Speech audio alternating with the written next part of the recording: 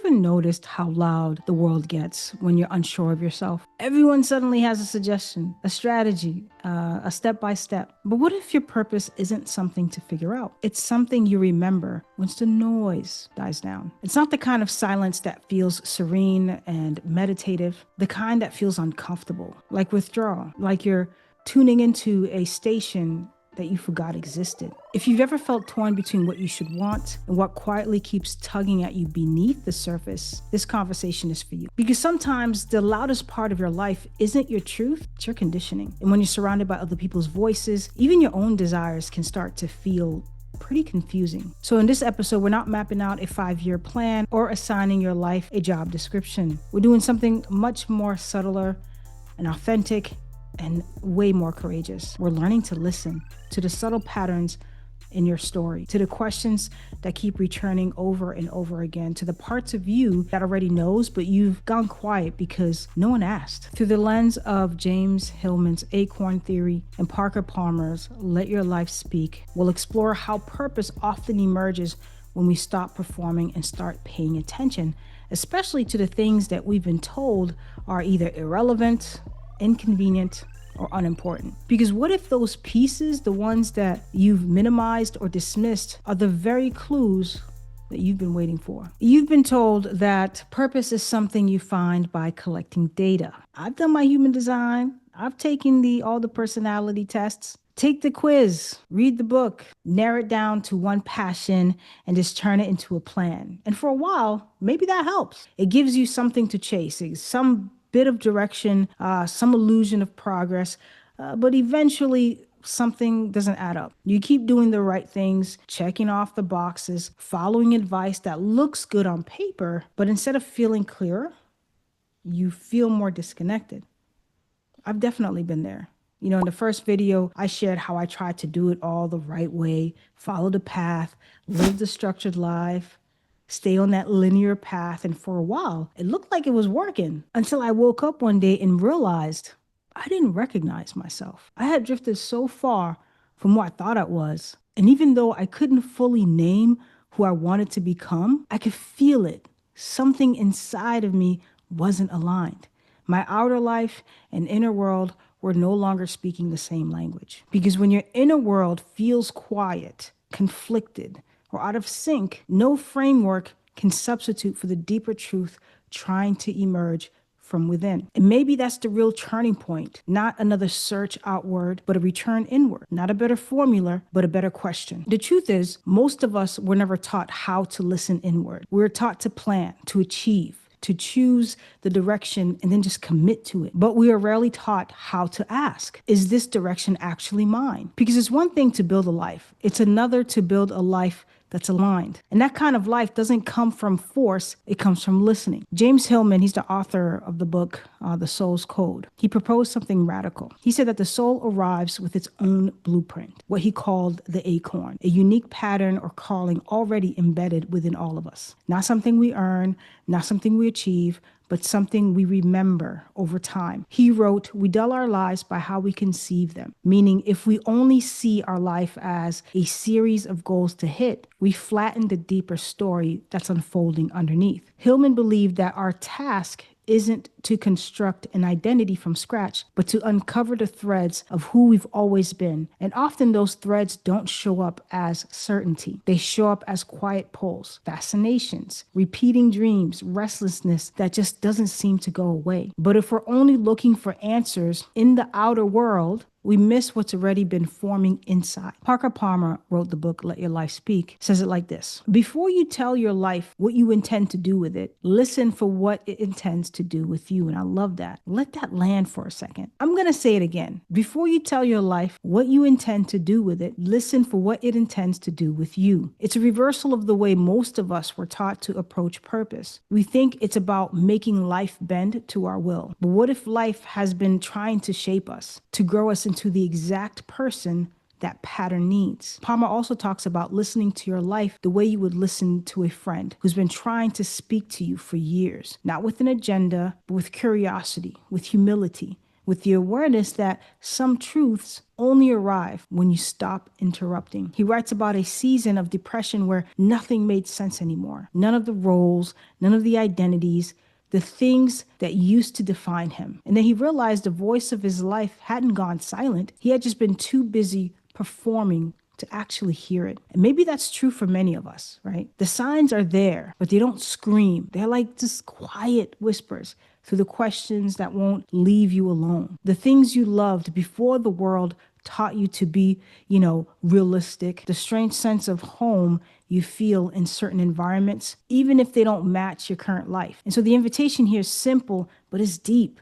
Stop trying to mold yourself into someone else's version of purpose and start asking, what has my life been trying to tell me all along? So if purpose doesn't arrive through pressure or performance, if it lives in the subtle threads of who you've always been becoming, then the real question isn't, what do I want to do with my life? It's, what has my life already been trying to tell me? And if you've never been taught how to listen inward, you already know that's not your fault. We're unlearning a lot of this stuff. Most of us were taught to chase meaning, not cultivate it. And so here's the shift. You don't have to force clarity. You just have to create the conditions where it can actually emerge. Because purpose isn't revealed through effort. It's revealed through intimacy. Not the kind of intimacy that happens in a breakthrough moment, but the kind that builds through presence, through attention, through the quiet willingness to stay. So instead of asking, what should I do with my life? What if you asked, what has life been trying to say to me that I haven't been still enough to hear? And so this is the new practice. This is the new invitation. It's a practice of slowing down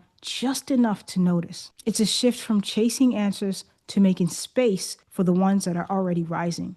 You start small, you notice the patterns that repeat, the memories that surface when you're still, the activities that make you lose track of time, not because they're productive, but because they feel like home. So this isn't about forcing insight, it's about becoming someone who's available to receive it. Because when you stop performing for answers and start listening for alignment, what's meant for you starts to come into focus. Not all at once, right? But moment by moment, breath by breath. For those of you who followed my journey, you probably know, I'm a licensed clinical therapist, and I've always had a sense that I'd end up in this kind of work. I remember being in high school and watching this movie, Sybil. It's a classic psychological drama based on the true story of a woman living with dissociative identity disorder. She had multiple personalities. It was intense. It was very raw and deeply human. And so the complexity of the human mind, the emotional depth, I knew then I wanted to sort of immerse myself in that world. But when I look back now, the threads that feel even more telling are the quieter ones, like the writing. I used to write a lot. The reading, I spent most of my time in the library. And the art, I spent a lot of time drawing. So these weren't just hobbies, they were portals that I disconnected from for a long time. And so now, years later, so much of my life revolves around those very things. Sure, I could make more space for the art part of it all, but the through lines are unshakable. And I think that's the part we often miss when we feel so lost, and that maybe we're not lost at all. Maybe every wrong turn, every detour or decision we questioned was part of the design, a winding path that ultimately brings us back to who we've been all along. And that might sound a little bit esoteric, but for me, that's always been the mission. The collective mission is to return home to yourself. Now, I know you might be thinking, well, but what if I don't hear anything? That could be true. Or maybe what if what I hear feels unclear, or I just don't trust it? And I want to say this as clearly as I can. That's not just normal, that's deeply human. That's the human experience. For many of us, listening inward isn't second nature, it's a new language. And like learning any new language, there's discomfort at first, there's doubt, there's lots of silence, even misunderstandings. You might sit in stillness and feel nothing, or you might hear something and instantly question if it's real. And that makes total sense, right? Because the truth is, most of us weren't raised to trust our inner voice. We're taught to look outward for validation, to perform for belonging, to prioritize what made sense to others, even if it didn't feel right to us. And if you've experienced any kind of trauma or been gaslit by the world around you, that disconnection runs even deeper. You learn that your body signals couldn't be trusted, that your intuition was wrong, that silence meant danger, not safety. So of course, it feels hard to trust what comes up. Of course, it feels easier to default to certainty, even when it's not aligned. But here's what's also true. That inner voice, it's never left you. It hasn't left you. It may have gone quiet for a little bit, right? It may have adapted to just survive, but It's still there beneath all of the noise, waiting to be reintroduced. And that's the invitation now, not to force clarity, but to rebuild trust. And like any relationship that's been strained, your connection with your inner world needs consistency. It needs safety, curiosity, and most important, it needs time. Think of it like a muscle, one that's been atrophied by years of outsourcing your truth. The more you engage in it, the stronger it becomes, not by demanding answers, but by creating space, by asking again, listening again, showing up again. So it's not about getting it perfect. It's about letting that inner part of you know, I'm here now, I'm listening, and you matter. And so over time, that voice, the one that's always been yours, starts to speak a little louder. Not because you pushed it, but because you just made room. We're nearing the end now. And of course, if you're ready to go deeper into this work, to rebuild that inner relationship, reflect more honestly, and create real space for your truth, I want to invite you to join the waitlist for the Resistance Reset. The second cohort is going to open, and it's my 8-week coaching program designed to help you break through fear, reconnect with your inner guidance, and move forward, not with pressure, but with self-trust. And the next cohort, again, opens soon. And if it's calling you, you'll find a link in the description below. And while you wait, you can also download a set of free tools that I created to specifically support you on this journey, journaling prompts and guided practices to help you pause, to tune inward, to reflect deeply, and start making space for the truth that's already within you. Because clarity doesn't come from forcing answers. Again, it comes from creating the conditions for them to rise. All right, so let's not just talk about listening inward. That seems a little bit like abstract. Let's practice it, not in some sort of big dramatic way, but in some way that actually creates space for truth to rise. So here's your invitation. Find 5 minutes, not to be productive, not to get it right, just to be with yourself fully. Sit somewhere still and just place a hand over your heart or anywhere that feels like home in your body. And, take a moment, close your eyes, that feels safe when you do this practice, and ask yourself gently, what part of me have I been ignoring? Maybe something stirs, maybe it doesn't. Either way, just kind of notice without trying to change or fix things or find meaning. Just let your breath slow down when you do this, and let your body soften a little bit, right? Relax your shoulders, loosen up your neck. Let whatever arises come without editing, without needing to understand it right away. This isn't about digging for answers. It's about learning to hold presence, especially with the parts of you that haven't been held or even noticed in a very long time. And if words begin to form, if something wants to be seen or named, open a journal, give it space. So try this prompt. If my life were trying to tell me something, what would it be? Write without planning, write without filtering. This isn't for anyone else to read. It's not meant to make sense or offer a solution. Again, it's simply an act of reconnection. Because even if you don't hear anything yet, your willingness to just listen without pressure, without judgment, is the beginning of rebuilding trust. And that's where purpose begins to stir, not from searching, but from remembering. Remember I said it'll all come back full circle, remembering?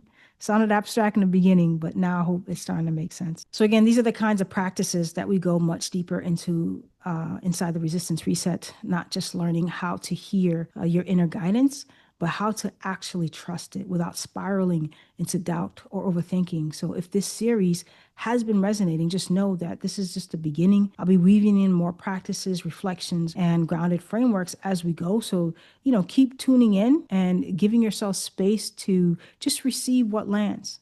Next, we're going to be exploring something that challenges a lot of us, the illusion of control, right? And what it really means to let life lead, not as a surrender to the chaos, but as a return to partnership with yourself and with something greater. All right, let's wrap it all up here. You're not here to find your purpose like a lost object. You're here to remember it, to listen, to respond, to follow sort of the quiet threads that feel true to you, even when they don't make sense to anyone else. And maybe that's the most courageous thing that you can do, not to chase certainty, but to stay close to what's authentic to you, to keep showing up for the subtle knowing that lives beneath the noise, because your life, it's speaking, it's alive. It's through the moments that you can't shake, through the longings that you keep postponing, through the parts of you that never stopped hoping or dreaming. But the question is, will you listen? As always, if you found value in this video, it would mean the world to me if you shared it with someone else. And of course,